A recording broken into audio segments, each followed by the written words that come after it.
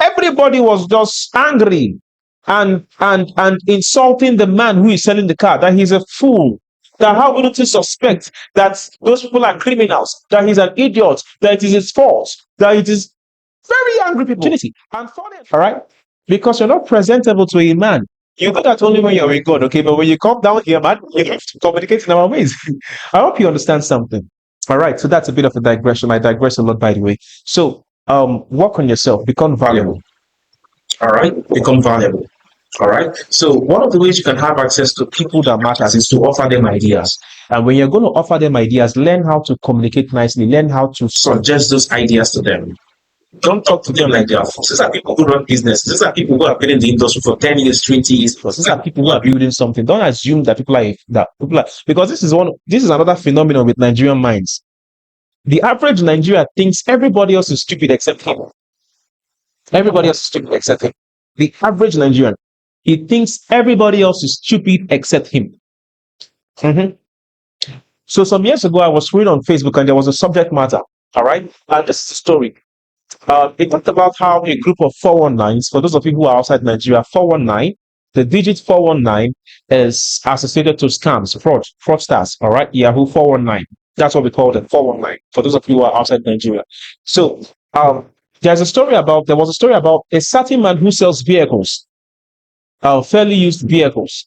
In Nigeria, we say second-hand vehicles. He sells vehicles, all right? And a group of guys came to him and said they want to purchase a particular vehicle. How much was the vehicle? Let's just say the vehicle was 5 million naira, all right? They said, okay, we are going to transfer the money to your account, all right? And we are going to take the vehicle. And the man is a normal business. The man said, okay, this is my company's account. And they said 5 million naira to him, all right? And after some time, maybe a day later or 2 days later, or maybe the same moment, they were like, you know what, I don't think we want to carry out this transaction. I think we'll go for another car somewhere. But you know what, so you don't lose. Just send 4 million naira to our account and, 4.5 million naira to, just send 4.5 million naira to our account and you can just have 500,000 naira to yourself. And they was like, okay, no problem. He sent them the money, 4.5. And for literally doing nothing, he had 500,000 naira to his name. Few days later, the EFCC came rolling in, all right? It's our Nigerian version of the FBI, all right? They rolled in and they held the man whose money, whose account was, the man who sells the vehicle, whose account was used to send the funds. They held him that he's a kidnapper, all right? So the news is that the guys who came to buy the vehicle from him, they were actually kidnappers and they had kidnapped somebody and they came to him to use his account to collect the ransom, all right? So after they've collected the ransom, they told the guy, send us 4.5 billion naira, and the guy did. And they said, okay, you know what, just keep the 500k, keep the change. And the guy kept the change. And a few days in, the EFCC came in and they were investigating the matter and they arrested the guy. They arrested the man. It's a Nigerian system, all right? And the man was trying to explain to them that he did nothing wrong. It was just a transaction. But if you're not in Nigeria, you have no idea the shit that we're experiencing when it comes to the law enforcement agencies, because sometimes we could be arrested for stuff that you literally have no idea about. And even when it is evident that this person is innocent, they still want to have you as a scapegoat. Because that is also another evil in the Nigerian system mentality. We're always looking for scapegoats. And I pray that none of us are going to become scapegoat to anybody. All right, because there are a lot of people in this country. So in the comment section, everybody was just angry and insulting the man who is selling the car, that he's a fool, that how wouldn't he suspect that those people are criminals, that he's an idiot, that it is his fault, that it is very angry people. And funny enough, when I went through the profile, I was looking people that would have considered to pass for educated and intelligent people. They were the one bashing the man. And here, people who reason properly, who have analytical and critical thinking, there are few.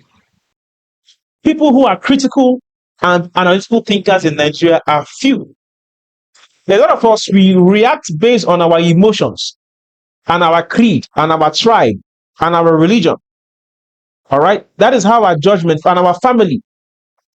Many of us know our personal judicial system is corrupt. Many of us are not very good judgment makers. We are biased. You understand? So everybody was bashing this man that sold the car, that he's a fool. How wouldn't he know? And I was the only person that came to the comment section, and I dropped a message, and I was like, every single person who is saying this man is this and that, every single one of us, every single one of us, every single one of us will fall for the same issue, will fall for the same trap. Every single one of us will fall for the same trap. Do you know why? Because there is no way to tell that this was a scam or not. There is no way to verify. And I said something. This man has been in business for over probably 5 years or 10 years. And he sells car. He doesn't sell shoe. He doesn't sell clothes. It's not a boutique. He sells car, which means that he's also a multi-millionaire. Probably if he has about 10 cars and each of them is sold for 5 million naira, that would be 50 million naira. If he sells the average car, if you go around Port Harcourt and the places, you'll see people selling cars. You'll see about 30, 50 cars lined up. Each of those cars costs at a minimum of 5 million, 7 million. So what you're seeing here, that man is controlling nothing less than 70, 80, 100 million on an average. So somebody come in and say, you know what, just pay us the remaining money and keep 500,000 naira. It's nothing to him. It's nothing to him. That was when everybody was like, oh, it's true, it's true. Everybody in the comment section, after I dropped the comment, yeah, it's true, it's true. Because in this country, it takes one person to stand up to be reasonable before others will follow. Because we have this head mentality, this hype mentality. Whenever something is wrong, we all go to a particular way. All right. So, what was I even talking about before I even digressed? So that's by the way. So offer ideas to people. All right, offer ideas to people. Offer ideas to people. That is one way that you can be of value. Offer ideas. Offer suggestions. Ideas. Be meek in offering your suggestion. Many of you guys, I never call for now. I'm getting for you. I'm getting ready. I'm getting ready. The last 10 years was nothing. I'm getting ready because a certain group of persons just came into my mind right now. Young consultants. Somebody is 21 years old and is a life coach. Somebody has not operated a business. He has not operated a business in his entire life. He has never crossed 1 million naira in his entire life. He has not even seen 5 million or 10 million in his entire life. And he's saying he's a consultant. As a young person, there are certain things that people should just keep aside as pride. Go and work on yourself. Go and build yourself. It's okay. It's all right to have those things, but I don't think those things are for now when you are still building. Have results, first of all.